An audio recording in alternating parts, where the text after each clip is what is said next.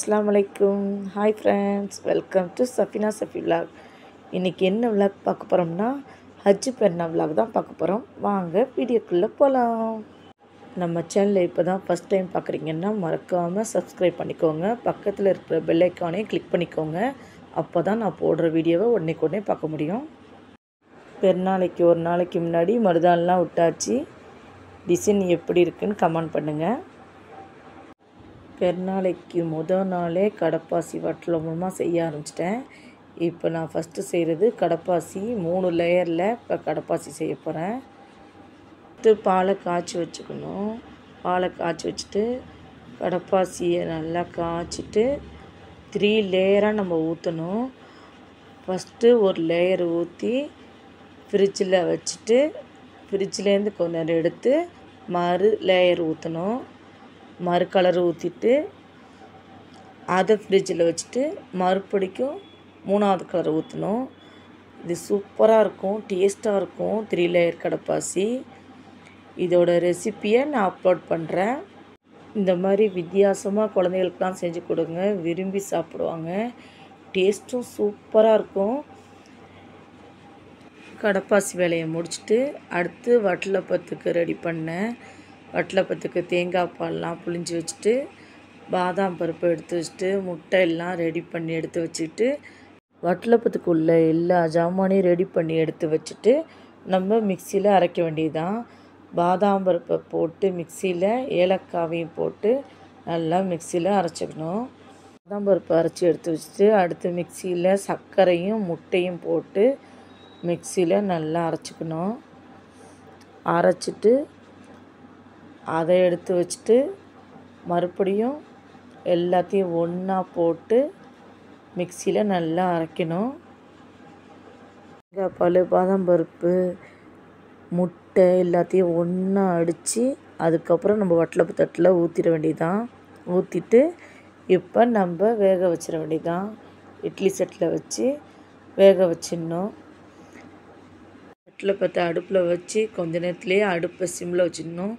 சிம்மில் வச்சுட்டு ஒரு 1.5 மணி நேரம் அடுப்பில் இருக்கணும். 1.5 மணி நேரம் சென்று ஓப்பன் பண்ணி பார்த்தா சூப்பரான வட்டலப்பம் ரெடி. ஆல்ரெடி வட்டலப்பத்தோட வீடியோ போட்டிருக்கேன், அதோட லிங்க்கை வைக்கிறேன், செக் பண்ணிங்க. வட்டலப்பம் சூப்பராக டேஸ்ட்டாக இருந்துச்சு. வட்டலப்பத்தோட வேலை முடிஞ்ச உடனே அடுத்து சிக்கன் குழம்பு செய்ய தான் ரெடி பண்ணி எடுத்து வச்சுருந்தேன். 3/4 கிலோ சிக்கன் எடுத்திருக்கேன்.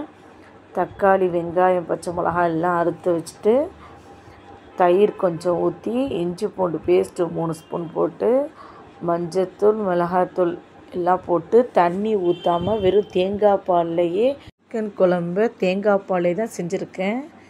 ஃபஸ்ட்டு அடுப்பை ஆன் பண்ணிவிட்டு பாத்திரத்தை அடுப்பில் வச்சு எண்ணெய் 2 ஸ்பூன் ஊற்றி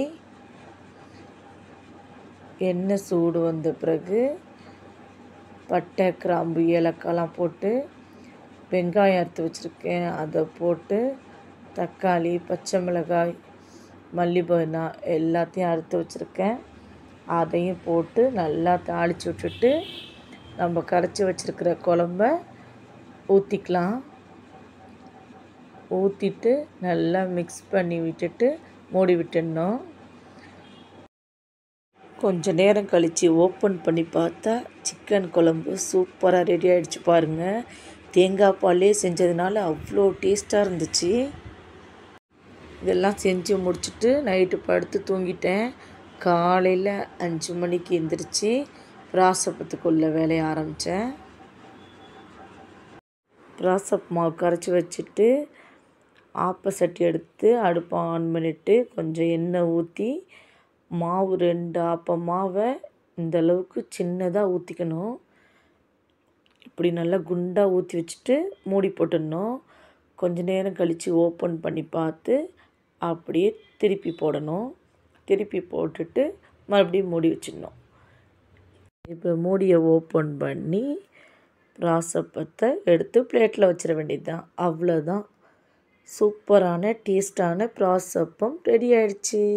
இந்த பிராசப்பம் யாருக்கெல்லாம் பிடிக்குன்னு கமெண்ட் பண்ணுங்கள். இந்த பிராசப்பத்தோட ரெசிப்பியை நான் அப்லோட் பண்ணுறேன். பசியார வேலையெல்லாம் முடிச்சுட்டு தொழுவுறத்துக்கு கிளம்பியாச்சு. எங்கள் ஹஸ்பண்டும் தொழுவுறத்துக்கு கிளம்பிட்டாங்க. நானும் தொழுதுட்டு வந்து எல்லோரும் ஒன்றா உட்காந்து பசியாறினோம். என்ன பசியாரன்னு பார்த்திங்கன்னா, இடியப்பம், பரோட்டா, சிக்கன் குழம்பு, கடப்பாசி, வட்டலப்பம், பிராசப்பம், இதுதான் எங்கள் வீட்டு பெருநாள் பசியாரை. அல்ஹம்துலில்லாஹ் எல்லோரும் ஒன்றா உட்காந்து சாப்பிட்டோம். இடியப்பமும் பரோட்டாவும் நான் கடையில் வாங்கிட்டேன். மற்றதெல்லாம் நான் வீட்டில் செஞ்சேன். சூப்பராக இருந்துச்சு. எல்லாமே செம்ம டேஸ்ட்டாக இருந்துச்சு. பிராசப்பம் ரொம்ப சூப்பராக இருந்துச்சு. சிக்கன் குழம்பும் செம்ம டேஸ்ட்டு. அல்ஹம்துலில்லாஹ் சாப்பிட்டு முடிச்சுட்டு தங்கச்சிலாம் வந்துருந்துச்சு. தங்கச்சி பசங்க எல்லாம் வந்திருந்தாங்க. எல்லாத்தையும் ஃபோட்டோ வீடியோலாம் எடுத்துகிட்டு இருந்தோம். இது தான் என் பெருநாள் புடவை. எப்படி இருக்குன்னு சொல்லுங்கள். ஃபோட்டோ வீடியோலாம் எடுத்துகிட்டு பாட்டியா வீட்டுக்கு போனோம். அங்கே பாட்டியா பாட்டனா மாமி எல்லாரையும் பார்த்துட்டு அங்கே போய் கறி பவுந்துட்டு ரிலேட்டிவ்ஸ்க்கெலாம் கொடுத்து விட்டுட்டு எல்லா வேலையும் முடிச்சுட்டு வீட்டுக்கு வந்தேன். வீட்டுக்கு வந்து இங்கே உள்ள கறியை பவுர்லான்னு சொல்லிட்டு மரவேலை எடுத்து வச்சுட்டு இருந்தேன். எடுத்து வச்சு எங்கள் ரிலேட்டிவ்ஸ் ஃபேமிலிக்கு எல்லாத்துக்கும் கொடுக்கலான்னு பேக் பண்ணி எடுத்து வச்சாச்சு. அல்ஹம்துலில்லாஹ் எல்லாத்துக்கும் கொடுத்து விட்டோம். பெருநாள் அன்னைக்கு பாட்டியா பிரியாணி கொடுத்து விட்டா, அதுதான் சாப்பிட்டோம். பெருநாள் அன்னைக்கு நான் பிரியாணி செய்யலை. அடுத்த நாள் தான் இப்போ பிரியாணி சமைச்சிட்ருக்கேன். குக்கரில் தாளித்து விட்டு அரிசி கறி எல்லாம் போட்டு மூடி போட்டு வேக வச்சாச்சு. ஒரு 5 விசில் வந்தோடனே ஓப்பன் பண்ணி பார்த்தா மட்டன் பிரியாணி சூப்பராக ரெடி ஆகிடுச்சு. அடுத்து எக் ஃப்ரை பண்ணேன். எக் ஃப்ரை பண்ணிவிட்டு ஆனியன் ரைத்தா செஞ்சேன். இது தான் இன்றைக்கி எங்கள் வீட்டு பெருநாள் சாப்பாடு. மட்டன் பிரியாணி செம்ம டேஸ்ட்டாக இருந்துச்சு.